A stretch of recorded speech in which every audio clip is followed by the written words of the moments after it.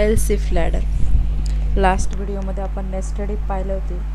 आजच्या व्हिडिओमध्ये आपण else if ladder he statement पाहणार आहोत. विद्यार्थी मित्रांनो, परीक्षेच्या दृष्टिकोनातून ही स्टेटमेंट देखील तेवढीच महत्त्वाची आहे जेवढ्या बाकीच्या स्टेटमेंट्स आपल्या इम्पॉर्टंट होत्या. तर एल्स इफ लॅडर ही जी स्टेटमेंट आहे ही स्टेटमेंट व्यवस्थित समजून घ्या.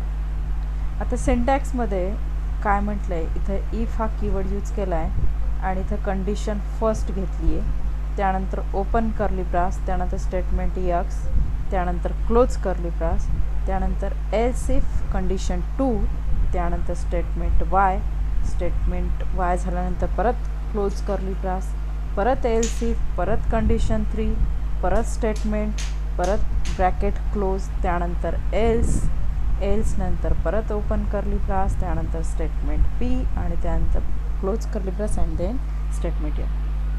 आता आपण समजून घेऊयात हा सिंटॅक्स. विद्यार्थी मित्रांनो, मी तुम्हाला ऑलरेडी सांगितलं आहे की जेव्हा केव्हा कंडिशन विचारली जाईल तर आयदर ती कंडिशन ट्रू असेल आयदर फॉल्स असेल. ती एकतर ट्रू असणार आहे किंवा फॉल्स असणार आहे. आता इफ कंडिशनमध्ये जेव्हा पहिली कंडिशन दिली असेल, जर पहिली कंडिशन आपली ट्रू आली, मी काय म्हणते आहे, जर फर्स्ट कंडिशन ट्रू आली तर हा जो ब्लॉक आहे तुमचा स्टेटमेंट एक्सचा, हा ब्लॉक एक्झिक्यूट होईल स्टेटमेंट एक्सचा, आणि त्यानंतर कर्सर डायरेक्टली शेवटची स्टेटमेंट जी आहे स्टेटमेंट एन ती ओपन करणार आहे जर कंडिशन ट्रू असेल तर. इन केस जर पहिलीच कंडिशन आपली फॉल्स आली, जर पहिली कंडिशन फॉल्स आली तर काय होणार आहे की तुमची दुसरी कंडिशन चेक होणार आहे, म्हणजे एल्स इफ सेकंड कंडिशन जी आहे ती चेक होणार आहे. मग ही जर कंडिशन सपोज आपली ट्रू आली, ही कंडिशन जर ट्रू आली तर स्टेटमेंट वाय एक्झिक्यूट होणार आहे आणि त्यानंतर कर्सर कुठे जाणार आहे तुमचा लास्ट स्टेटमेंटला. समजतंय का? आता जर सपोज पहिली कंडिशन फॉल्स आली तर दुसरी कंडिशन चेक केली. आता जर दुसरी देखील कंडिशन फॉल्स आली, पहिली फॉल्स आली त्यानंतर सेकंड फॉल्स आली तर तिसरी कंडिशन चेक होणार आहे. मग ही जर कंडिशन ट्रू निघाली तर स्टेटमेंट झेड एक्झिक्यूट होणार आहे आणि त्यानंतर cursor goes to last statement, that is statement N. त्यानंतर स्टेटमेंट एन एक्झिक्यूट होणार. जर सपोज पहिली कंडिशन फॉल्स, दुसरी कंडिशन फॉल्स आणि तिसरी देखील कंडिशन फॉल्स निघाली तर मात्र आपला हा एल्स पार्ट एक्झिक्यूट होणार आहे. जर सगळ्या कंडिशन फॉल्स झाल्या तर तुमचा एल्स पार्ट एक्झिक्यूट होईल. एल्स पार्ट म्हणजेच तुमची स्टेटमेंट पी एक्झिक्यूट होईल आणि त्यानंतर cursor goes to statement N. समजतंय का? जेव्हा आपण कुठलाही प्रोग्राम करतो त्यावेळेला इथं कंडिशन दिलेल्या आहेत स्टेटमेंट्समध्ये. जेव्हा आपण कंडिशन्स घेतो, आता ह्या कंडिशन्स किती घ्यायच्यात, आता इथं 3 कंडिशन्स घेतलेल्या आहेत. आता जर सपोज तुम्हाला write year month of the year असा जर क्वेश्चन विचारला तर त्यावेळेस तुम्हाला कंडिशन्स किती येणार आहेत? 12 येणार आहेत. म्हणजे as per requirement of programming तुमच्या कंडिशन्स काय होतील? वाढत जातील किंवा मग कमी होतील. मग जेवढ्या कंडिशन्स तुम्हाला लागतील तेवढ्या कंडिशन्स तुम्ही घेऊ शकतात, तेवढे तुम्ही एल्स इफ कंडिशन्स तुम्ही यूज करू शकतात. आता हा सिंटॅक्स तुम्हाला समजला असेल. आता आपण फ्लो चार्ट पाहूयात. फ्लो चार्टमध्ये काय म्हणतंय, पहिल्यांदा इफ कंडिशन फर्स्ट, जर सपोज ही कंडिशन ट्रू आली तर स्टेटमेंट तुमची पहिली एक्झिक्यूट म्हणजे स्टेटमेंट एक्स एक्झिक्यूट होईल आहे आणि त्यानंतर कर्सर कुठं जातोय? लास्ट स्टेटमेंटकडे, म्हणजे इथे जी स्टेटमेंट आहे त्या स्टेटमेंटकडे. याला आपण, हा जो राऊंड ब्लॉक आहे याला आपण कनेक्टर म्हणतो फ्लो चार्टमध्ये. ठीक आहे. आता जर सपोज पहिली कंडिशन फॉल्स निघाली तर कंडिशन 2 चेक होणार. कंडिशन 2 ट्रू आली तर स्टेटमेंट 2 एक्झिक्यूट होणार आणि त्यानंतर statement cursor close to next statement. Suppose पहिली फॉल्स आली, दुसरी फॉल्स आली, तिसरी चेक होणार, तिसरी ट्रू आली तर स्टेटमेंट ही जी काय आहे पी आपली ती एक्झिक्यूट होणार आहे. आपण सिंटॅक्सवरनं पाहतोय आणि त्यानंतर cursor goes to next statement, last statement.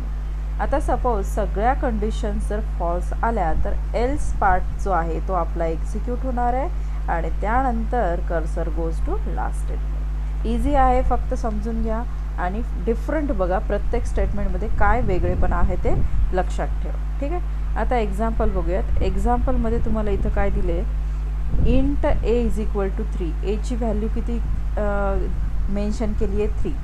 आता पहिली कंडिशन काय दिली, ए इक्वल्स टू 1. जेव्हा आपण कम्प्युटरमध्ये डबल इक्वल टूचं साईन जेव्हा घेतो प्रोग्रामिंगमध्ये C++मध्ये, तर त्यावेळेला ते इक्वल टू असं संबोधलं जातं. जे आता इथं स्मॉल एकच जर तुम्ही इक्वल टूचं साईन दिलात कंडिशनमध्ये, तर तो एरर येईल. म्हणजे एरर येण्यापेक्षा प्रोग्राम व्यवस्थित रन होणार नाही.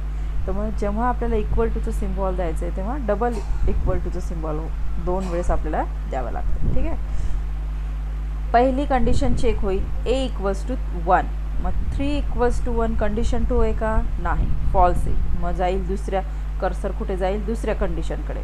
मग दुसऱ्या कंडिशनमध्ये ही व्हॅल्यू ठेवेल, 3 इक्वल्स टू 2 कंडिशन ट्रू आहे का, ऑफकोर्स फॉल्स आहे. मग तिसरी कंडिशन चेक होईल, 3 इक्वल्स टू 3 ही कंडिशन ट्रू आहे का, ट्रू आहे. मग कुठला ब्लॉक एक्झिक्यूट होईल, हा, म्हणजेच तुमचा मेसेज 3. आणि शेवटचा जो स्टेटमेंट आहे तो कुठला आहे, नंबरचा, म्हणून 3 नंबर हा मेसेज तुमचा डिस्प्ले होते. आता आपण प्रॅक्टिकली करून बघूयात कशा पद्धतीने हा प्रोग्राम रन होतो आहे, म्हणजे तुम्हाला जास्त आयडिया येऊन जाईल आणि त्यामधले डाऊट्स क्लिअर होऊन जातील. विद्यार्थी मित्रांनो, मी तुम्हाला प्रत्येक वेळी सांगत असते की जेव्हा आपण प्रोग्रामिंग करत असतो तेव्हा आपण टर्बो C++मध्ये प्रोग्रामिंग ही करत असतो. जर तुमच्याकडे टर्बो C++ अवेलेबल नसेल तर तुम्ही इन्स्टॉल करून घेऊ शकता. त्याच्यासाठी तुम्ही ऑनलाईन डाउनलोड करू शकता ॲप, सॉफ्टवेअर तुमचं, किंवा मग तुम्हाला ते परचेस करावं लागतं. ठीक आहे.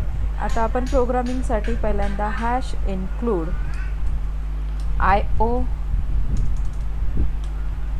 io stream.h, त्यानंतर #include conio.h हा कंपल्सरी पार्ट आहे. यांचे सगळ्यांचे मिनिंग्स मी तुम्हाला स्ट्रक्चर ऑफ C++मध्ये समजावून सांगितलेले आहेत. ज्यांना काही डाऊट असतील त्यांनी ते व्हिडिओ पाहून घ्यायचा. ठीक आहे. आता इंट ए इक्वल्स टू, आपण काय, ए इक्वल्स टू पहिले व्हॅल्यू काय डिक्लेअर करणार आहे, 3. इथं सीन वगैरे किंवा सी आउट घेण्याची गरज नाही, कारण आपण डायरेक्टली व्हॅल्यू डिस्प्ले करायला. तुम्ही तसा प्रोग्राम घरी प्रॅक्टिससाठी वेगवेगळे प्रोग्राम्स घरी करून बघू शकतात वेगवेगळ्या व्हॅल्यू घेऊन. आता त्यानंतर आपला सिंटॅक्स काय म्हणतो, इफमध्ये कंडिशन काय असणार आहे आपली, ए इक्वल्स टू 1. पहिली कंडिशन काय दिली, ए इक्वल्स टू 1. त्यानंतर ओपन कर्ली ब्रास आणि सी आउट, आपण इथं मेसेज काय घेणार आहे, 1, ब्रॅकेट क्लोज. इथं आपण एंडियल घेऊयात, त्यानंतर सेमिकोलन, ब्रॅकेट क्लोज. परत इथं काय घेणार आहेत, एल्स इफ. आता मी काय करते, आपला टाईम सेव्ह व्हावा म्हणून या लाईन्स मी कॉपी पेस्ट करून घेते, म्हणजे आपल्याला टाईम सेव्ह होईल आपल्याला प्रत्येक वेळेस ते राईट करण्याची गरज पडणार नाहीत, कारण आपण इथं 3 स्टेटमेंट घेणार आहेत. 3 वेळेस मी हा पेस्ट करून घेते प्रोग्राम, म्हणजे आपल्याला टाईम आपला सेव्ह होईल. ठीक आहे. आता पहिली कंडिशन घेतली आपण, ए इक्वल्स टू 1. दुसरी घेणार आहे 2. त्यानंतर इथं फक्त मेसेजमध्ये चेंजेस करूयात, TWO2 करूयात. त्यानंतर इथं घेऊयात 3. नंतर इथं मेसेज डिस्प्ले करूयात, THREE. ठीक आहे, 3. आता ह्या कंडिशन झाल्यात आपल्या. आता इथं आपण एल्स पार्ट घेऊयात, else open curly brace, C out, sorry message display करू, जर सपोज सगळ्या कंडिशन फॉल्स झाल्यात तर. ओके. आणि त्यानंतर इथं घेऊयात सी आउट, नंबर नावाची स्टेटमेंट घेतली होती आपण, नंबर नावाची एक स्टेटमेंट घेऊयात, नंबर. ठीक आहे. आता सेमिकोलन. आता नेक्स्ट लाईनमध्ये आपण गेट CH घेणार आहेत. गेट CH यासाठी, कारण आपला प्रोग्राम होल्ड करून ठेवण्याचं काम गेट CH हे फंक्शन करत असतं. झालेला प्रोग्राम आपल्याला सेव्ह करायचा आहे. सेव्ह करण्यासाठी आपण इथं नाव काही देऊ शकतो, WA.CPP हे एक्सटेन्शन आपल्याला द्यायला विसरायचं नाही आहे. त्यानंतर प्रोग्राम कंपाईल करूयात. कंपाईलमध्ये काही एरर असतील तर दिसून येतील, नो एरर्स. आता प्रोग्राम आपण रन करूयात. रन करण्या अगोदर आपला मेसेज काय डिस्प्ले होईल, तर तुम्हाला 3rd कंडिशन ट्रू होती आपली, ही ए इक्वल्स टू 3, म्हणून 3 नंबर हा मेसेज तुम्हाला डिस्प्ले होणार आहे डेस्कटॉप आपल्या स्क्रीनवरती. 3 नंबर हा मेसेज तुम्हाला डिस्प्ले झालेला आहे इथं. ठीक आहे. या पद्धतीने तुम्ही वेगवेगळे प्रोग्राम्स घेऊन प्रॅक्टिस करा आणि वेगवेगळे आन्सर्स तुम्ही क्वेश्चन्स तुम्ही घ्या, वेगवेगळे क्वेश्चन्स घेऊन प्रोग्राम्स घेऊन तुम्ही वेगवेगळे प्रॅक्टिस करा आणि काही डाऊट असतील तर मला विचारत चला. ठीक आहे.